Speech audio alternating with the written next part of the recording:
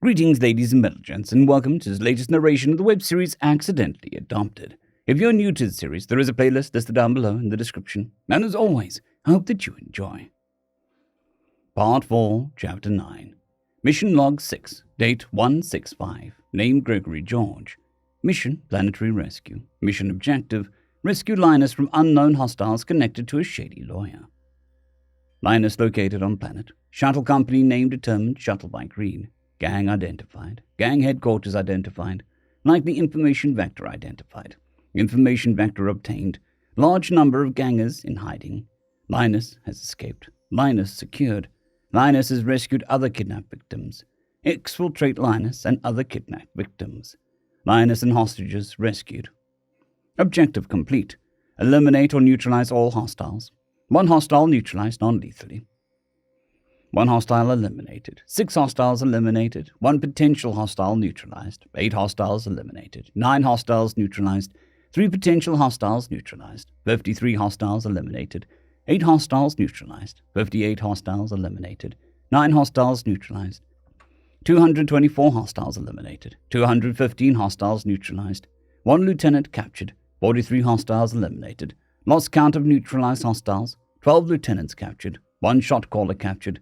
54 hostiles eliminated, 3 lieutenants captured, 2 shot callers captured, 327 hostages freed, 100 child hostages freed, 371 personal communication devices seized, 43 portable computers seized, 1 server rack seized. Objective complete.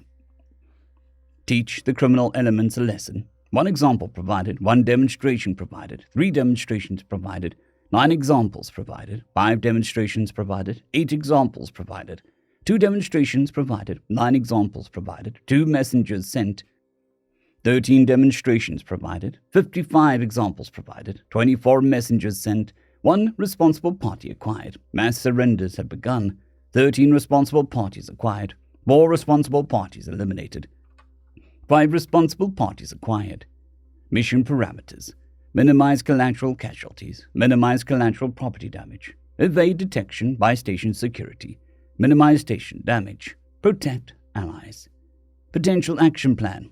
1 loose end to tie up. Observations irrelevant to mission. This appears to be the main hub for a planetary mafia-type organization that had managed to just barely escape the notice of the Bleavises, because they simply don't try to take ships in transit and gain most of their funds by kidnapping and drug dealing. I don't want to think about how the scum profited off the people who weren't ransomed or kept for leverage. Just one little thing to take care of on the station. There's this big-ass ship with a shit-ton of magistrates running trials, and apparently they're fucking shocked that the gang's already been crushed. Too slow, boys. Log 6,001.0.18. Personal, Captain Yordrell. It was over yesterday. The gangers just didn't know it yet. We conferred in the dark morning, and we learned Gregory's plan. Sneaky Squad would scale the building to enter through the roof and sneak into position. Then half the squadrons, made of a team from red and blue squadrons each, made new entrances in the shared walls into the 2 adjoining buildings at 4 separate points, and Green Squad covered the exits. The idea was to drive them downwards to the street where the terror was, and away from the hostages. My brother and I took some demolition tools, and we began scaling the enemy building's final 4 floors from the top floor of the adjoining 10-story building. Gregory lamented having no aircraft to repel from, but a shuttle would have been far too noticeable. He slapped his own forehead and said, "The tools available are the tools available. We took away their sky, now let's take away their home."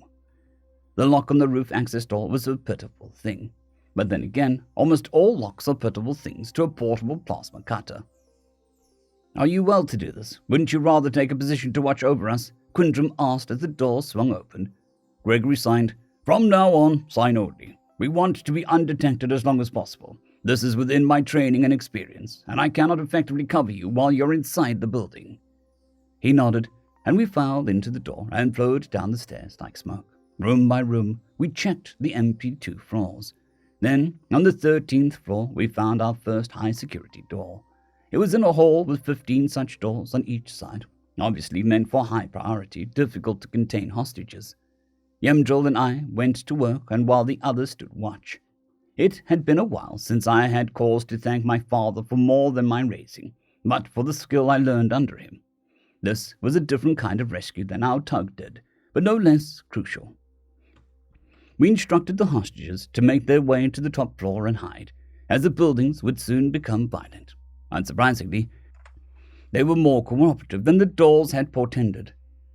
The next floor down was a den of depravity. It had been remodeled to be split into 3 living quarters of disgusting opulence when compared to the surrounding decaying urban landscape. High-value textiles draped the walls. The floors were carpeted with rare animal fibers, what were probably valuable cultural artifacts or artwork on prominent display. The furniture was made from imported woods or precious metals, and all was covered in the evidence of a disturbing amount of caffeine and theobromine use, not to mention various implements, the uses of which I prefer not to speculate over, as well as many which were obviously for inflicting pain or holding beings of varying size or limb arrangements in place. The first 2 such quarters were empty. The first 2. Beings of various races were restrained in various uncomfortable positions and left to the cruel ministrations of machines.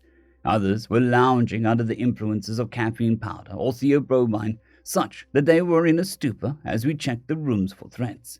And in the main bedchamber, one of the shot callers was in a writhing pile of naked bodies. Gregory yanked him from the pile by his ankle and sent him flying across the 5 paces to the wall, where he crumbled into a twitching heap. "Party's over. If you are prostitutes, take whatever and go to the top floor. If you're slaves, the same. If you're here for the thrill of it, just void and get the others out of those strange machines and scorch and get up to the top floor," Gregory said to the pile of carnal flesh flatly. "There's killing to do, and I don't want you in the way." The last bit had them motivated to don whatever scant coverings they had doffed before committing to whatever acts such people do in such situations. We put the wheezing commander in some of his own restraints for safekeeping and moved on. I found the entire experience remarkably disconcerting. I decided I didn't want to know whether the beings were there by choice. The next floor down was clearly another holding area. It was simply less secure. It was so riddled with open maintenance access hatches, the fact that the gangers thought that it was in any way secure was somewhat baffling. Perhaps, until now, simple terror has kept the majority of the captives in place. That, and the simple latches on the outside of the doors. Gregory signed for us to stay back in the stairwell and immediately took advantage of the space between the seating and the next floor. He's rather heavy, but not terribly difficult to lift with his cooperation. Watching him softly pad along the hanging supports in the gaps of the ceiling tiles was tempting, but I kept my eyes on the downward area of the stairwell. A few minutes later, we heard a thud, then a loud thump, followed by a sharp cry of alarm that became a gurgle and another thump. Then Gregory came leading a procession of emaciated adults and children to the stairwell. They must have already been instructed on what to do, because they immediately began to climb to safety. "Hostages secure," Gregory whispered, and there were 4 loud booms from the 2 floors below us. It had begun. We streamed downward, and upon meeting gangers fleeing upwards, gunned them down without a moment's hesitation. They had known the path to life. They had chosen otherwise. The gangers shot wildly down the halls, but we took cover behind things like refrigeration units, the reinforced doors, or, less ideally, the walls or door frames. We did not present easy targets. They did.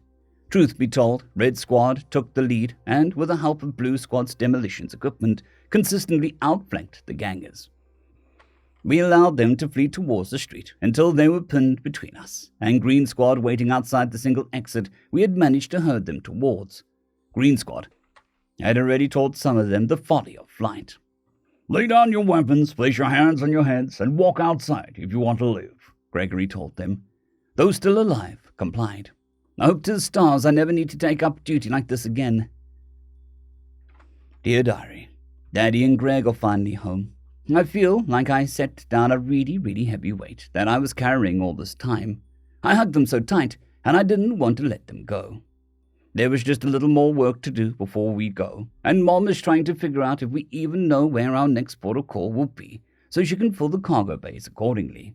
I wish her luck, but something tells me our lives have stopped being so predictable.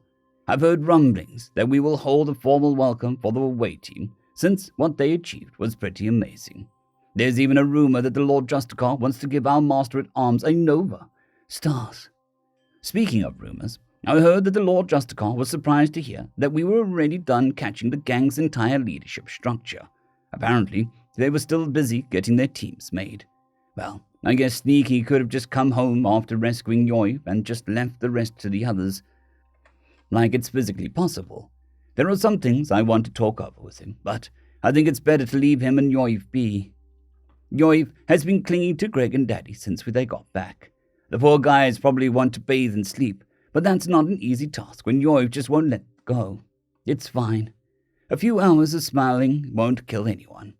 There will be a formal homecoming tomorrow. It feels like they're so close, but not home yet. It feels like they might get pulled away again. End of chapter. I would just like to thank the T5 supporters: Bushmaster 117, Casper Arnholtz, Dragzoon W.R.E, Elijah Silvercross, Gray, Jon Carrington, and Sevaren Serberous. Thank you very much.